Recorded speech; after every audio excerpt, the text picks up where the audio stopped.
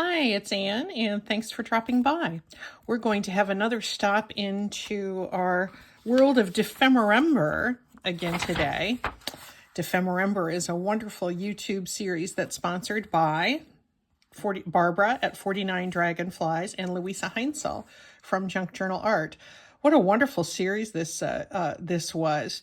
I was so inspired by the wonderful creativity that Barbara and Louisa demonstrated for us each day. And while I knew I wasn't going to do all 25 days of Defemorember, part of the beauty of the challenge is you can pick and choose and use whatever prompts you want. They provided a little heads up on the techniques or the elements that were part of the prompt list for each day. But then as each day came around, they would tell you what animal they recommended that you include in your artwork as well. So anyway, it was super fun and I had a really good time. I've already done my crafting with these things today, because I realized after I made my first couple videos, they just went on just too long. And so what I did is I made 5 of my Defemorember challenges, and I'm just going to share with you my my final versions. The first one I'd like to show you is from day 10. And day 10, the challenge or the prompt was leaves and an envelope, and the animal was an owl. And I just made a little envelope. I have so many crafts and things that I do with envelopes, coffee dyed envelopes and windowed envelopes. And I thought this time I would just sort of make a little coin envelope. I had this piece of scrapbook paper sitting on my desk, and for the leaf part of the challenge, I decided to take an embossing folder and put it through on my Vagabond machine, and made these beautiful raised leaves. I just rubbed it over with a little orange ink, and I wanted to keep it nice and simple. I think it looks really nice. It was super easy to incorporate an owl in there. And going through my stash of things, I had an Oregon Public Broadcasting fundraising flyer that happened to have an owl on it, and so I just cut out that owl. And yes, I did contribute to OPB. We do that every year, but I also did not just throw that owl into the trash. I was able to incorporate him in here, and I just think he looks so nice. Owls, of course, are very big on wisdom, and he looks like he's a wise owl. And here's the little envelope, so I can tuck something in there. One thing though, when I was putting this together, I got a big old crack in here. The paper just split. I don't know if you can see this area there. So I don't think that the envelope has a ton of integrity. I think what I'm going to do is to put this in my journal and just use it as a tuck spot. Maybe just glue it here and here, and then I will have some room to stick some things in there. So I like this a lot. Oddly, I'm going to have a kind of a sad, but I think a poignant use for this. Just over the past few weeks, 2 very important former bosses of mine have passed away. They were both elderly gentlemen at this stage of life, and had been undergoing declining health for some years. But it's so funny, my very first boss right out of college, and one of my very important bosses later in my career, both of them passed away actually just within days of each other. And so that was sad news to get, but I've been reflecting a lot on the wisdom that I got from those particular executives. And I'm just going to write some thoughts and use this as a tuck spot for those things. So I think this wise owl, in fact, if I had 2 owls, I would have put them on there because they were both very wise gentlemen. I'm going to enjoy using this and reflecting on that. So that was Defemorember Challenge Day 10. The next one that I enjoyed making was day 16. And that challenge had us including packaging, an index card booklet, and a raccoon.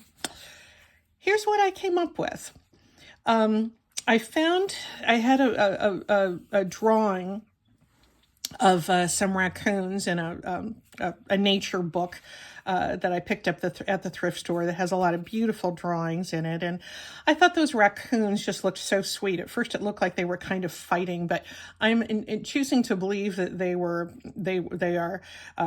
quite in love and were having some sort of a dance or expressing themselves in some way. And I fussy cut them out of the book.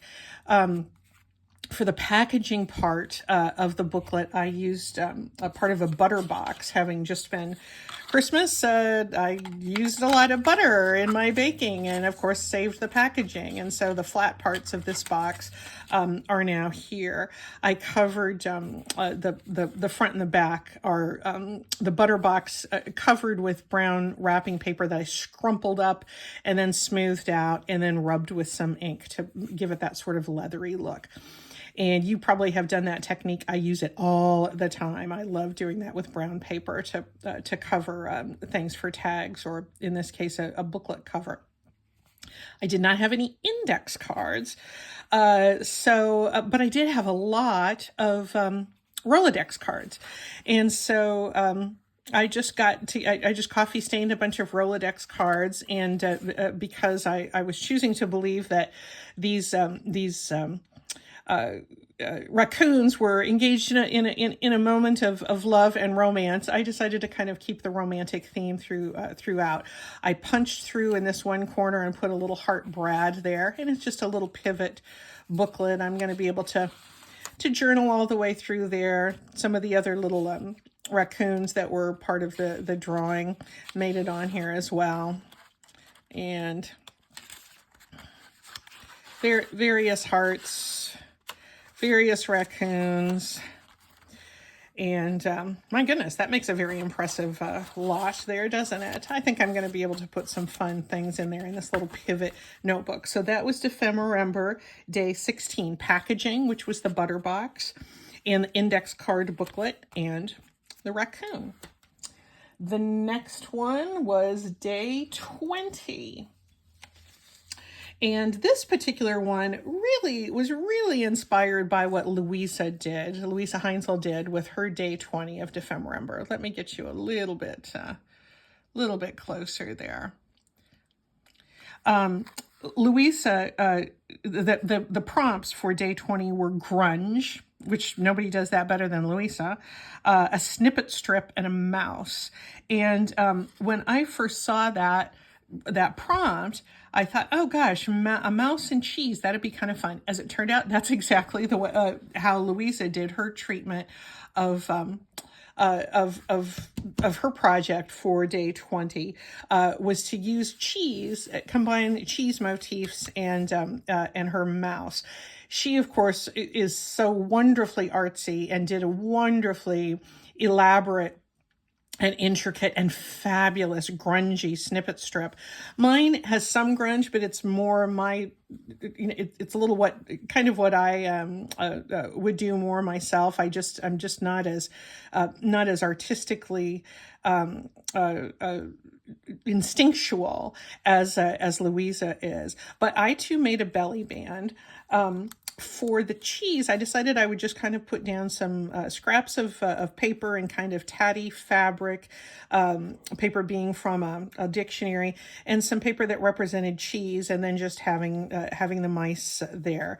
The mice I think I got this one off of the freebie that Louisa and Barbara provided, and this was out of a little field guide. I thought they were kind of cute. Hope I don't have any mice in my own house, but I'm very happy to see these cute little guys there. For the cheese, I had, again, sitting out on my craft desk, a couple of strips of some kind of gold paper that I put through the embossing machine to make them sort of bumpy, cut them into squares, took a couple of paper punches in various sizes, and just made them look like Swiss cheese, and then got them as grungy as I could. And so I put them on a belly band. The belly band was a piece of scrapbook paper that I covered with some tissue paper, scrunched it up, and then inked it up real good. So there's only a little bit of that actual belly band. The base is visible, but I know it's nice and grungy underneath there. I think this little belly band is adorable. I don't know how I'm going to use it in a journal, if it's going to inspire any particular kind of content or writing for me, but I just think it's so cute. I love the cheese. I love the old words, mouse, downward, dowry. That has nothing to do with anything. They were just off of the D page. But I think it's very clear what the theme of this is, and I really, really enjoyed doing this one. So that was day 20. And let's see, I have 2 more to share with you. Day 22, this was a very interesting thought process for me. The theme for day 22, the prompts, were water and an envelope insert and a hamster. I've never owned a hamster. I do not know what hamsters are like. I know they are rodent-like, but when I think of a hamster, I think of the old expression of a hamster in a wheel, going and going and going and running around on the wheel in his cage and not getting anywhere. And I really, Louisa did such wonderful storytelling in her day 22 with the hamster. And I loved watching that. And she really did inspire me to kind of think of some of my own storytelling too. And so the prompt was envelope insert, but I made the envelope and the insert. So that was fun. I wanted to make the envelope itself really grungy. I put some kind of torn words on there, the technique where you just glue a little bit and then put a full piece of paper, let it dry, and then you rip it off like you're ripping off a Band-Aid. So you really get a lot of kind of torn and incomplete scraps on there. It looks just very, very distressed. Had a couple of wheel and circular stamps and just sort of indicating the wheel that I'm imagining this little hamster in his work life is just, he's feeling like a hamster on a wheel. He's just going around in circles and never getting anywhere and working really hard. And of course, in his work life, what are people telling him? I found this in a children's book. You ought to work a little harder. Oh, poor hamster, poor hamster. We can see him in there. What if this hamster decides to retire? Obviously, I was having lots of thoughts about retirement as I was making this. And I thought, we want the hamster to set his sights on a more hopeful future. He's trapped in this little prison, this little hamster's wheel of a life. But what if he retires and sees a more independent future for himself on the water? And he gets out, he gets to be in the sun. Here's his sunshine. Here's his water. This is the part that I was really inspired by Louisa because she had her hamsters swimming in water as well. But this guy's just sort of surfing, body surfing along in here. He's kicking up some spray. He's got a few little white caps here with gesso. I did this with peacock feathers, distress ink. And once he has emerged from his world of drudgery, his words are, "Oh, the world's running over with joy." And I really had fun reflecting on the important things in life and how wonderful it is to have a creative life in retirement. And as much as I did enjoy my working life, there were times when it did feel like a rat race or I felt like a hamster on a wheel. And this was always the message, and in the corporate world, you always get that message every day. So this was a fun, creative but introspective exercise for me as well. And finally, we have number 24. And those prompts were coffee or tea, a specimen card, and dragonfly. And this was super, super fun to do. I really love the beauty of specimen cards. I, was not a scientist in my working life, but I'm glad that scientists are out there studying all kinds of things and recording their notes in their field notebooks. I had a piece of scrapbook paper. I think this was it was from Stampin' Up, and that was just in my stash, and it had a dragonfly on it. So I thought, I'm just going to use that pretty paper that already has the dragonfly on it. Plus, I discovered I had a little charm here that was a dragonfly, so that was kind of perfect to suspend from this corner of the specimen card. These are easy to make with a punch. This was a circular one, but I really like the square ones as well. Put a couple of labels on it. The leaves, I was going to go outside and see if I could get some leaves, or just use picture of leaves. And I pulled this off my bookshelf. I got this at the thrift store maybe only a couple of months ago. The copyright is 1957.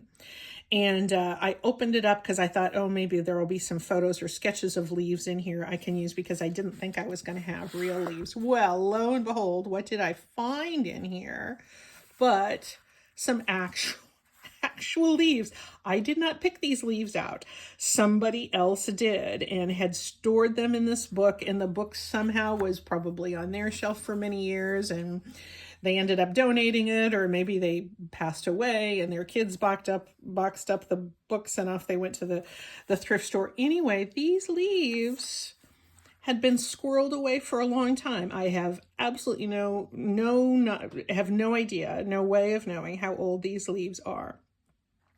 The book is copyright 1957, so maybe somebody bought the book that same year and collected all these books, which would mean they're almost as old as I am. Maybe this is something that they did last summer. It's hard to know, and I'll never know. But anyway, that was sort of a treasure and an unexpected gift to find in this book from the thrift store. So I clipped off a couple of those old leaves and encased them in some acetate. And I didn't know what kind of leaves they were, but I could download an app on my phone where it's a leaf identification thing. And the closest I could find is that they were leaves from a plant in the buckthorn family. And so I found buckthorn in this book and just tore off a little bit.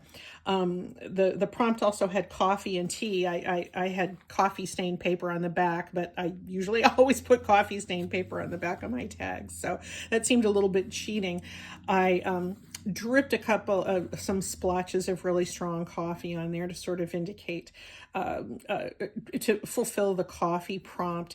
And it kind of made me think, what if there was a botanist in her laboratory, and she's been out collecting these leaves and preserving them, and observing dragonflies in the field and recording everything, and she's drinking coffee because she's had to get up really early to get out in the field, and she splashed some. So that's sort of what I was thinking with that.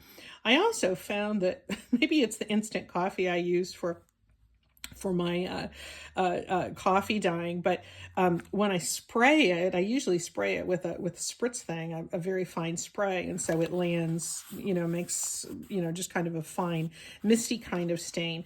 This time I did big drops and not the fine mist, and just let it pool like that. The droplets came out almost perfectly round, that sort of mimicked the roundness of the opening in the specimen card, and they're really shiny. I don't know why. I don't know, because the other things I dye with that same coffee don't come out shiny, but I think it's the concentration of it. So I hope it doesn't mean that there's some sort of Roundup plastic or something in my in that particular coffee composition. But I don't drink that. I drink a lot of coffee, but the instant coffee I use only for craft purposes. So anyway, I'm just accepting the shininess of those coffee splashes as being just sort of echoing the shine of the specimen window.